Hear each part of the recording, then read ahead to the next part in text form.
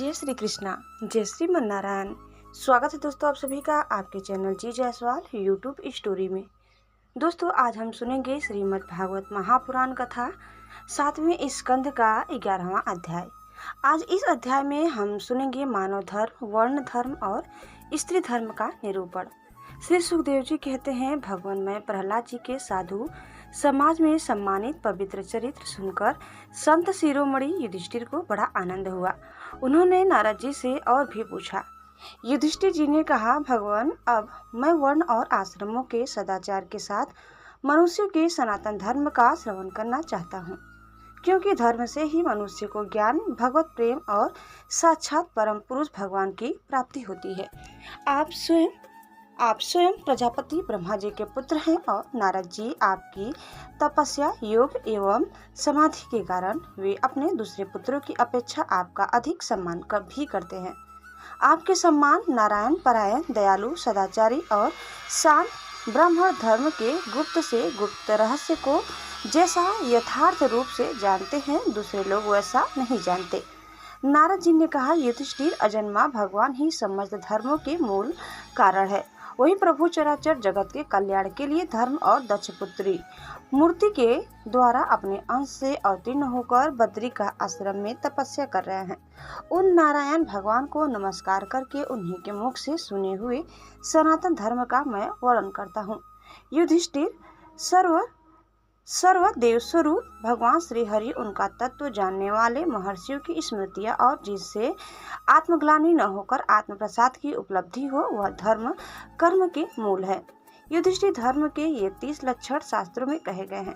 सत्य, दया, तपस्या, शौच, तितिक्षा, उचित अनुचित का विचार, मन का संयम, इंद्रियों का संयम, अहिंसा, ब्रह्मचर्य, त्याग, स्वास्थ्याध्याय, सरलता, संतोष, समदर्शी, महात्माओं की सेवा, धीरे धीरे सांसारिक भोगों की चेष्टा से निवृत्ति मनुष्य के अभिमानपूर्ण प्रयत्नों का फल उल्टा ही होता है।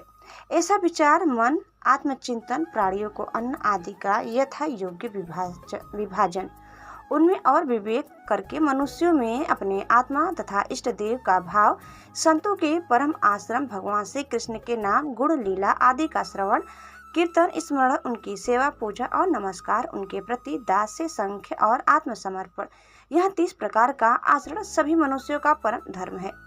इसके पालन से सर्वात्मा भगवान प्रसन्न होते हैं। धर्मराज, जिनके वंश में अखंड रूप से संस्कार होते आए हैं और जिन्हें ब्रह्मा जी ने संस्कार के योग्य स्वीकार किया है, उन्हें द्विज कहते हैं। जन्म और कर्म से शुद्ध द्विजों के लिए यज्ञ, अध्ययन, दान और ब्रह्मचर्य आदि आश्रमों के विशेष कर्मों का विधान है। अध्ययन, अध्यापन, दान लेना, दान देना और यज्ञ करना, यज्ञ कराना, ये 6 कर्म ब्राह्मण के हैं। क्षत्रिय को दान नहीं लेना चाहिए। प्रजा की रक्षा करने वाले क्षत्रिय का जीवन निर्वाह ब्राह्मण के सिवा और सबसे यथायोग्य कर तथा दंड यानी जुर्माना आदि के द्वारा होता है। वैश्य को सर्वदा ब्राह्मण वंश का अनुयायी रहकर गौरक्षा, कृषि एवं व्यापार के द्वारा अपनी जीविका चलानी चाहिए। शूद्र का धर्म है द्विजातियों की सेवा, उसकी जीविका का निर्वाह उसका स्वामी करता है। ब्राह्मण के जीवन निर्वाह के साधन 4 प्रकार के हैं, वर्ता, शालीन, यायावर और शिलोच्छन। इसमें से पीछे की वृत्तियां अपेक्षाकृत श्रेष्ठ है। निम्न वर्ण का पुरुष बिना आपत्ति काल के उत्तम वर्ण की आवृत्तियों का अवलंबन न करे।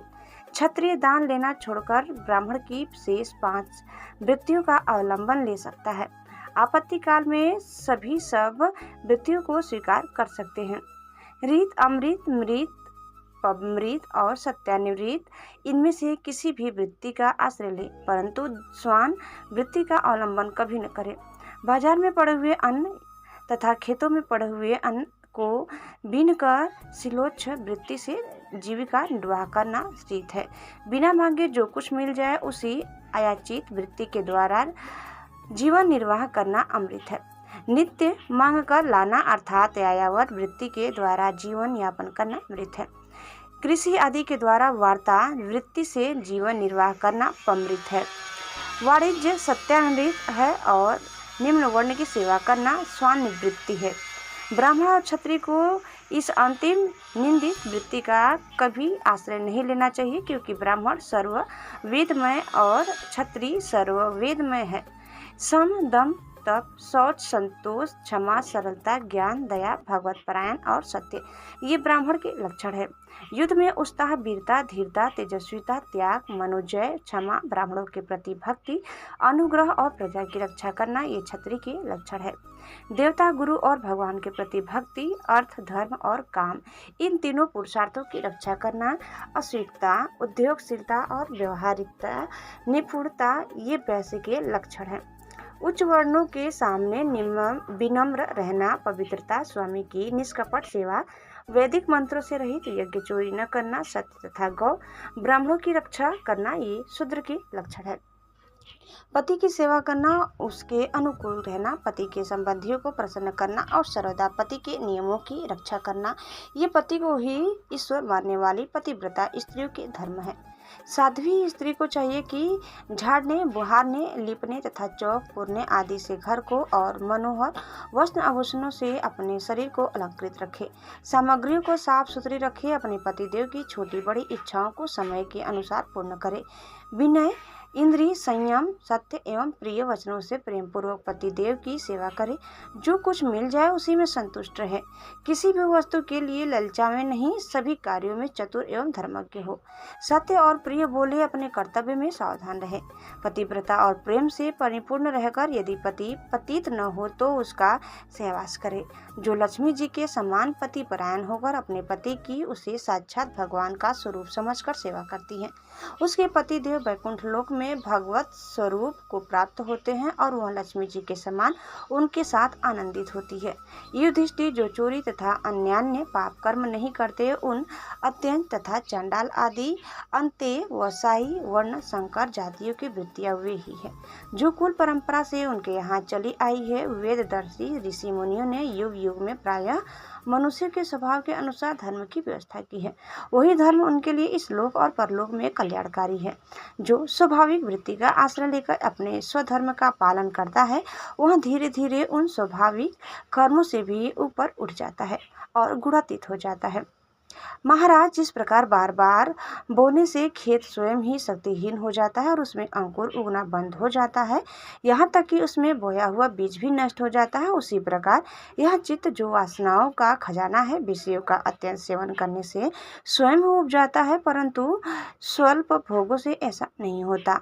जैसे एक एक बूंद घी डालने से आग नहीं बुझती, परंतु एक ही साथ अधिक घी पड़ जाए तो वह बुझ जाती है। जिस पुरुष के वर्ण को बतलाने वाला जो लक्षण कहा गया है, वह यदि दूसरे वर्ण वाले में भी मिले तो उसे भी उसी वर्ण का समझना चाहिए। दोस्तों, इस प्रकार हम कथा यहीं समाप्त करते हैं। उम्मीद करते हैं कि आपको आज की कथा जरूर पसंद आई होगी। आगे की कथा सुनने के लिए आप दूसरे वीडियो को अवश्य देखिए। दोस्तों, चैनल में नए हैं तो प्लीज़ लाइक, शेयर और सब्सक्राइब करना न भूलें। धन्यवाद। जय श्री कृष्णा, जय श्री मन नारायण। एक बार प्रेम से बोलिए श्री बांके बिहारी लाल की जय।